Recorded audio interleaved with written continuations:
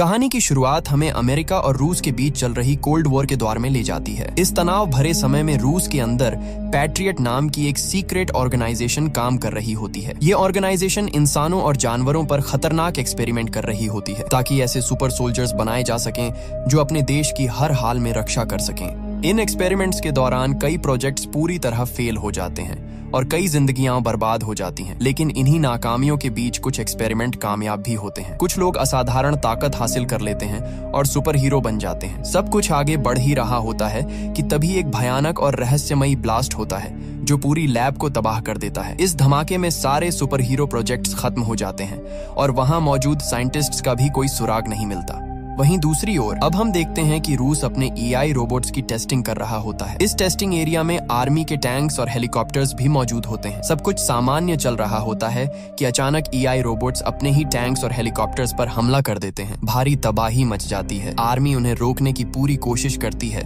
लेकिन नाकाम रहती है। AI रोबोट्स वहां मौजूद सभी आर्मी व्हीकल्स को नष्ट कर देते हैं और टेस्टिंग करा रहे आर्मी ऑफिसर्स और टेक्नीशियंस को भी मार देते हैं। इस घटना के बाद हम डॉक्टर एवलगस को देखते हैं जो पहले पैट्रियट ऑर्गेनाइजेशन के एक साइंटिस्ट थे। अब उन्होंने खुद पर एक्सपेरिमेंट करके अपने आप को एक साइबॉर्ग में बदल लिया है। उनकी सबसे खतरनाक ताकत यह है कि वह मशीनों को अपने दिमाग से कंट्रोल कर सकते हैं। इन्हीं शक्तियों का इस्तेमाल करके डॉक्टर एवलगस इन AI रोबोट्स को कंट्रोल करता है और यह पूरा हमला करवाता है। इसके बाद डॉक्टर एवलगस सभी AI रोबोट्स को अपने साथ लेकर वहां से चला जाता है। इसके बाद हमें मिनिस्ट्री ऑफ डिफेंस में मेजर जनरल निकोलाई को दिखाया जाता है जिन्होंने इस पूरे हादसे से जुड़ी जानकारी को लेकर एक इमरजेंसी मीटिंग बुलाई होती है। मीटिंग के दौरान मेजर निकोलाई बताते हैं कि सन 1940 में डॉक्टर एवलगस पैट्रियट ऑर्गेनाइजेशन के टेक्निकल डिपार्टमेंट के हेड हुआ करते थे। उस समय एवलगस मॉडल 1 नाम के एक प्रोजेक्ट पर काम कर रहे थे जिसके जरिए एक खास रिमोट की मदद से किसी भी इलेक्ट्रिक मशीन को कंट्रोल किया जा सकता था।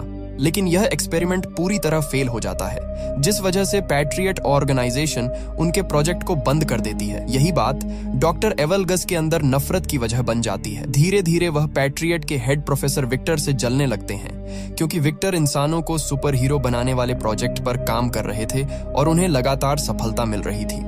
इसी जलन और गुस्से में डॉक्टर एवलगस अपने एक्सपेरिमेंट को पूरा करने के लिए विक्टर की रिसर्च चुराने का फैसला करता है। इस दौरान कई लोग मारे जाते हैं और आखिरकार इस अपराध की वजह से डॉक्टर एवलगस को जेल भेज दिया जाता है। लेकिन जेल भी उसे ज्यादा समय तक नहीं रोक पाती। कुछ समय बाद वह किसी तरह जेल से भाग निकलता है और जाकर अपनी पुरानी लैब में छुप जाता है। जब मिलिट्री को इसकी खबर मिलती है तो वह डॉक्टर एवलगस को पकड़ने के लिए उसकी लैब पर रेड करने जाती है, मगर एवलगस को पहले से ही अंदाजा होता है कि मिलिट्री वहां जरूर पहुंचेगी, इसलिए वह लैब में पहले ही एक बम प्लांट कर देता है। जैसे ही मिलिट्री लैब में दाखिल होती है जोरदार धमाका होता है। पूरा इलाका तबाह हो जाता है और वहां मौजूद सभी मिलिट्री पर्सनल मारे जाते हैं। लैब पूरी तरह से डिस्ट्रॉय हो जाती है। इस एक्सप्लोजन के बाद मिनिस्ट्री ऑफ डिफेंस को यही लगता है कि शायद डॉक्टर एवलगस भी इस धमाके में मारा गया है, लेकिन हकीकत इससे बिल्कुल अलग होती है। डॉक्टर एवलगस किसी तरह जिंदा बच जाता है। इतना ही नहीं, इस धमाके से निकले खतरनाक केमिकल्स उसके शरीर को पूरी तरह बदल देते हैं। इसी के बाद डॉक्टर एवलगस खुद पर आखिरी और सबसे खतरनाक एक्सपेरिमेंट करता है और खुद को एक साइबॉर्ग में बदल लेता है। अब मिनिस्ट्री ऑफ डिफेंस एक बड़ा फैसला लेती है। वे उन सुपर हीरोज को ढूंढने का निर्णय लेते हैं जो पहले डॉक्टर एवलगस के एक्सपेरिमेंट्स से बनाए गए थे ताकि उन्हीं की मदद से डॉक्टर एवलगस को रोका जा सके। वहीं दूसरी ओर हम डॉक्टर एवलगस को देखते हैं जो अलग अलग जगहों से मिलिट्री व्हीकल्स और इक्विपमेंट्स चुरा रहा होता है। इसी बीच मीटिंग खत्म होने के बाद ministry of defence secret organisation patriot को दोबारा से एक्टिव करने का फैसला लेती है। इस बार पैट्रियट की कमान मेजर एलिना लेरिना को सौंपी जाती है।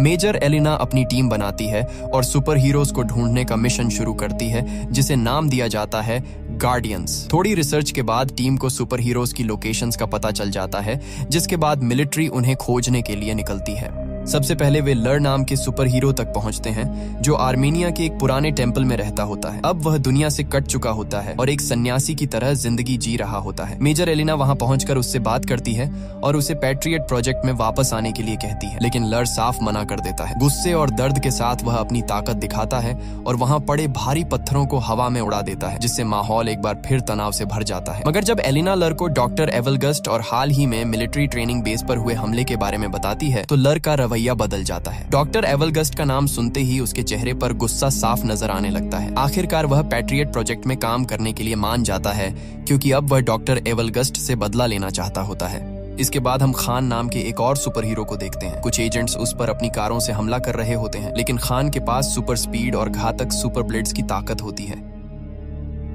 वह पलक झपकते ही उन कारों के बीच पहुंच जाता है और अपनी ब्लेड्स से कारों को बीच से काट देता है। कुछ ही पलों में सभी एजेंट्स मारे जाते हैं। इसके बाद खान सामने खड़े लर को देखता है। लर उसे डॉक्टर एवलगस्ट से बदला लेने के लिए अपने साथ चलने को कहता है। खान एक पल सोचता है और फिर बिना कुछ कहे उसके साथ जाने के लिए तैयार हो जाता है। दूसरी ओर कहानी हमें साइबेरिया ले जाती है, जहां मिलिट्री तीसरे सुपर हीरो को ढूंढने पहुंची होती है। यह सुपर हीरो आर्सस होता है, जो एक अबैंडन्ड केबिन में रह रहा होता है। जैसे ही आर्सस मिलिट्री को देखता है, वह अपने बीस्ट फॉर्म में बदल जाता है। उसका रूप एक खतरनाक जानवर जैसा हो जाता है। आर्सस मिलिट्री पर हमला कर देता है और उन्हें मारना शुरू कर देता है।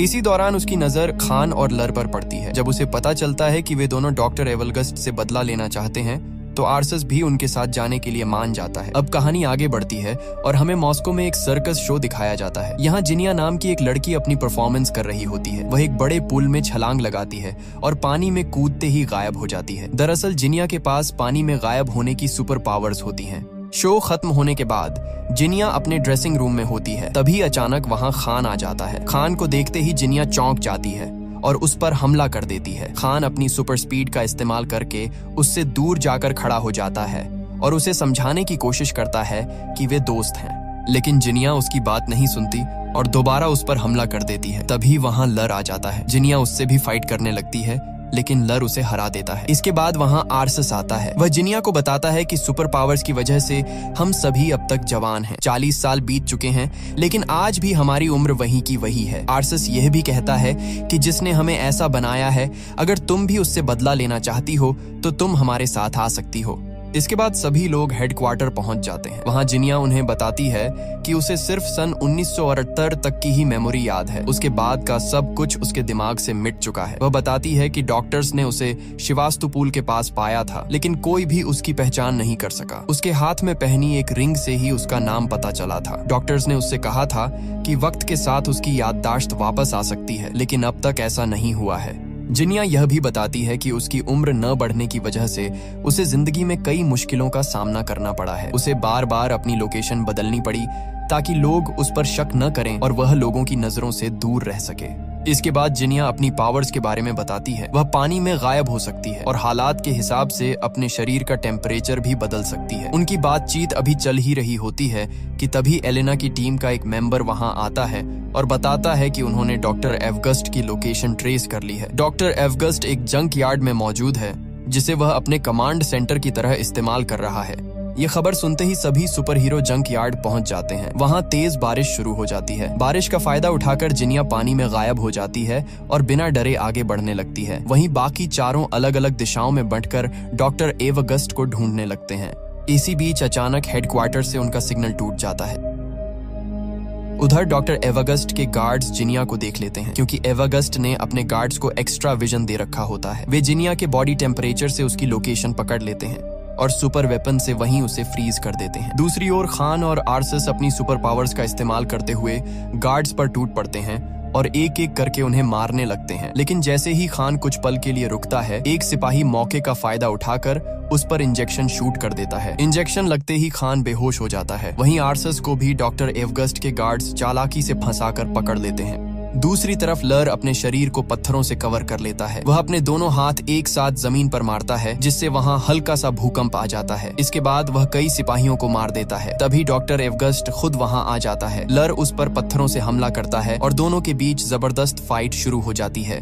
लेकिन डॉक्टर एवगस्ट पर लर के हमलों का कोई असर नहीं होता। एवगस्ट लर को बुरी तरह पीटता है और उसे घुटनों पर लाकर उसकी कमर तोड़ देता है। लर गंभीर रूप से घायल हो जाता है। इसके बाद डॉक्टर एवगस्ट सभी को एक मैग्नेटिक शील्ड वाले चेंबर में बंद कर देता है। वहां वह उनसे कहता है कि उसे पहले से पता था कि वे सब यहाँ आएंगे, इसलिए उसने अपने गार्ड्स को उनसे लड़ने के लिए सुपर वेपन्स से लैस कर दिया था। इसके बाद वह उन सभी को अपने साथ जुड़ने का ऑफर देता है, लेकिन आर्सस साफ मना कर देता है। अब डॉक्टर एवगस्ट अपने कंट्रोल में लिए हुए चोरी किए गए टैंक्स और मिलिट्री व्हीकल्स को एक्टिव करता है और शहर पर हमला कर देता है, जिसमें बड़ी संख्या में लोगों की जान चली जाती है। इसके बाद हमें न्यूज दिखाई जाती है जिसमें बताया जाता है कि मिलिट्री टैंक्स चोरी हो चुके हैं और एक अनजान दुश्मन अपनी आर्मी के साथ मॉस्को की तरफ बढ़ रहा है। हालात लगातार बिगड़ते जा रहे होते हैं। इसी बीच हम डॉक्टर एवगस्ट और मेजर जनरल निकोलाई को एक साथ देखते हैं। यहीं पर यह बड़ा खुलासा होता है कि मेजर निकोलाई ने ही डॉक्टर एवगस्ट के साथ एक सीक्रेट डील की थी। डील ये थी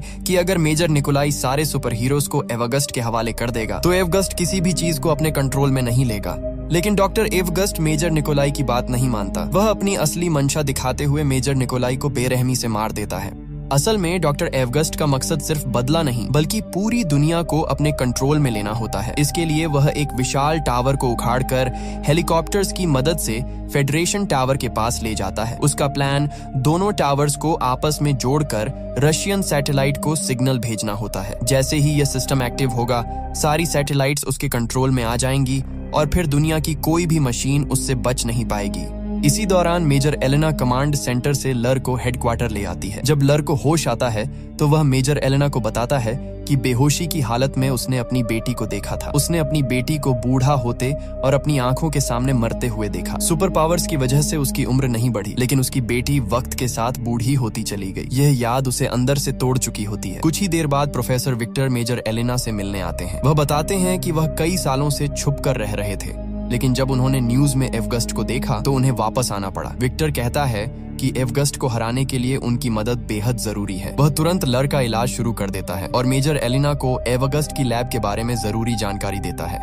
इसके बाद मेजर एलेना अपनी टीम के साथ एवगस्ट की लैब पर पहुंचती है। वहां वे सभी गार्ड्स को मारकर गार्डियंस को आजाद करा लेते हैं। आर्सस मेजर एलेना को बताता है कि हर दिन वह एक जानवर में बदलता जा रहा है और उसे डर है कि कहीं वह हमेशा के लिए जानवर ही न बन जाए। एलिना उसे भरोसा दिलाती है कि ऐसा कभी नहीं होने देगी और शायद प्रोफेसर विक्टर उसे ठीक कर सकें।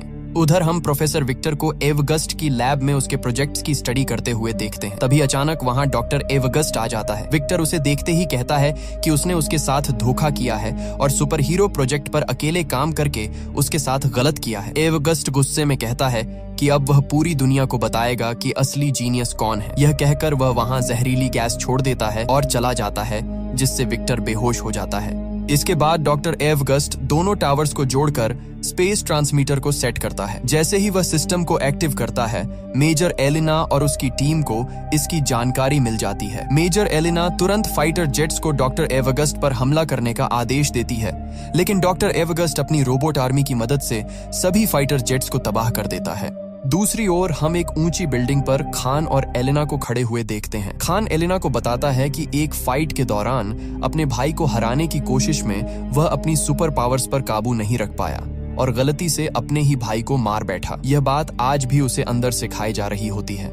इसके बाद एलिना हेडक्वार्टर में सभी को बताती है कि उसने उन सभी के लिए खास सुपर सूट्स और वेपन्स तैयार किए हैं जो उनकी सुपर पावर्स को और भी ज्यादा बढ़ा देंगे। वह सबसे पहले आर्सस को एक ऑटोमेटिक कैनन देती है जो उसके नर्वस सिस्टम से कनेक्ट होगी और जहां भी आर्सस फोकस करेगा वहीं पर फायर करेगी। जिनिया को एक ऐसा सूट दिया जाता है जिससे वह कभी भी गायब हो सकती है। अब उसे गायब होने के लिए पानी की जरूरत नहीं होगी और वह जिस चीज को छुएगी वह चीज भी उसके साथ गायब हो जाएगी। वहीं लर के सूट में खास स्टोन्स लगे होते हैं जिनकी मदद से वह अपनी पावर्स का इस्तेमाल करते हुए कहीं भी पत्थरों का चाबुक बना सकता है। इसके बाद हमें खान का सूट दिखाया जाता है जिसमें पहले से कहीं ज्यादा शार्प और खतरनाक 2 ब्लेड्स लगे होते हैं। खान का यह सूट इस तरह डिजाइन किया गया होता है कि उस पर गोलियों और इंजेक्शंस का कोई असर नहीं पड़ता। इसके बाद सभी अपने अपने नए सूट्स और वेपन्स के साथ ट्रेनिंग शुरू करते हैं। लगातार कड़ी ट्रेनिंग और मेहनत के बाद वे सभी अपने सूट्स और हथियारों को पूरी तरह कंट्रोल करना सीख जाते हैं।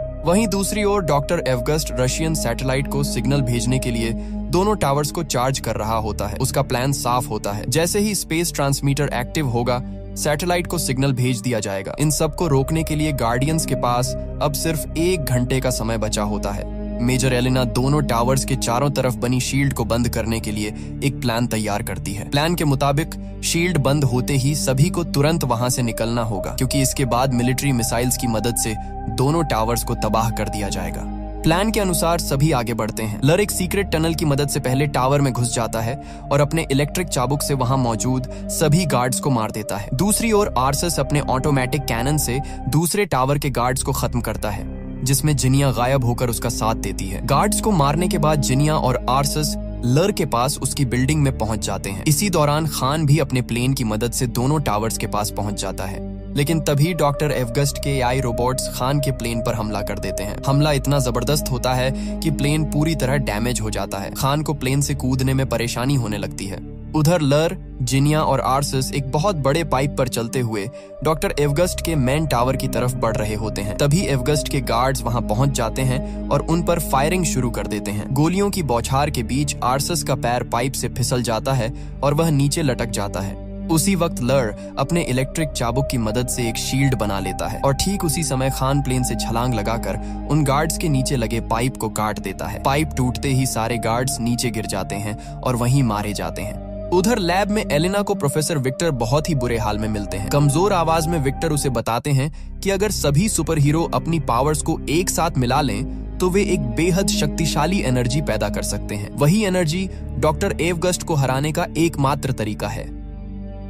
दूसरी तरफ गार्डियंस लगातार गार्ड्स को मारते हुए एनर्जी जनरेटर तक पहुंच जाते हैं। वहां जिनिया अपने शरीर का टेम्परेचर बढ़ाकर जनरेटर को पकड़ लेती है। यह उसके लिए बेहद दर्दनाक होता है, लेकिन फिर भी वह हिम्मत नहीं हारती। जिनिया जनरेटर में शॉर्ट सर्किट कर देती है, जिससे वह बंद हो जाता है। ऐसा करते ही वह बेहोश होकर गिरने वाली होती है, लेकिन आर्सस उसे संभाल लेता है।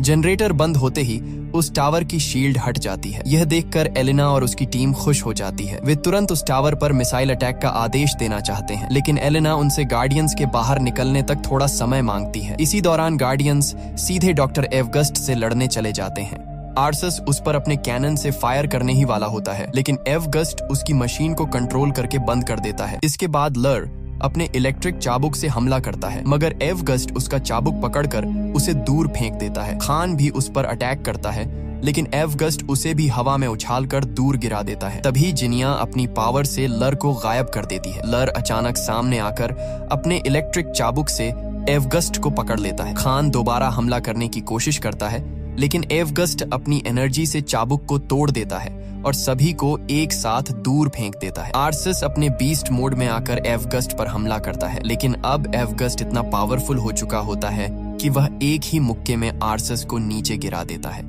इसी बीच खान की नजर ऊपर उड़ रहे एक प्लेन पर पड़ती है। वह अपने दोनों ब्लेड्स को रस्सी से जोड़कर प्लेन पर फेंकता है और उसी के सहारे उड़ते हुए आगे बढ़ने लगता है। तभी मिलिट्री दोनों टावर्स पर मिसाइल लॉन्च कर देती है, लेकिन टावर्स तक पहुंचने से पहले ही एवगस्ट उन्हें कंट्रोल करके आसमान में ही नष्ट कर देता है। इसके बाद एवगस्ट उस प्लेन को भी अपने कंट्रोल में ले लेता है और उसे नीचे गिराने ही वाला होता है। तभी खान रस्सी काट देता है और सभी नीचे नदी में गिर जाते हैं। वहां मेजर एलिना उन्हें वही बात बताती है जो विक्टर ने कही थी। अगर वे सभी अपनी पावर्स को एक साथ मिला लें तो वे इतनी ज्यादा एनर्जी बना सकते हैं जो डॉक्टर एवगस्ट को हरा सकती है। गार्डियंस ऐसा ही करते हैं और अपनी सारी पावर्स लर को ट्रांसफर कर देते हैं। लर के अंदर इतनी जबरदस्त एनर्जी जमा हो जाती है कि जब वह उसे टावर्स की तरफ छोड़ता है तो वहां एक भयानक ब्लास्ट होता है। दोनों टावर्स पूरी तरह तबाह हो जाते हैं और डॉक्टर एवगस्ट भी मारा जाता है। इसके बाद न्यूज में दिखाया जाता है कि मॉस्को को मिलिट्री ने एक अनजान दुश्मन से बचा लिया है। असल में गार्डियंस की पहचान अभी तक पब्लिक नहीं की गई होती है। सब कुछ खत्म होने के बाद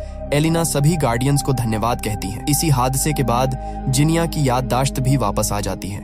अब सभी वहां से जाने लगते हैं, लेकिन तभी मेजर एलिना उन्हें बताती है कि बाकी के गार्डियंस भी मिल गए हैं और इसी के साथ ये फिल्म यहीं पर खत्म हो जाती है। हम उम्मीद करते हैं कि आपको यह सुपर हीरो फैंटेसी मूवी पसंद आई होगी। बाकी अगर आप ऐसी और मूवीज देखना चाहते हैं तो कमेंट बॉक्स में उनके नाम जरूर सजेस्ट करें। हम कोशिश करेंगे कि उनमें से बेस्ट मूवीज को चुनकर जल्दी वीडियो बनाएं। फिलहाल आज के वीडियो में बस इतना ही, लेकिन हम फिर जरूर मिलेंगे एक नई और इंटरेस्टिंग कहानी के साथ। तब तक के लिए धन्यवाद।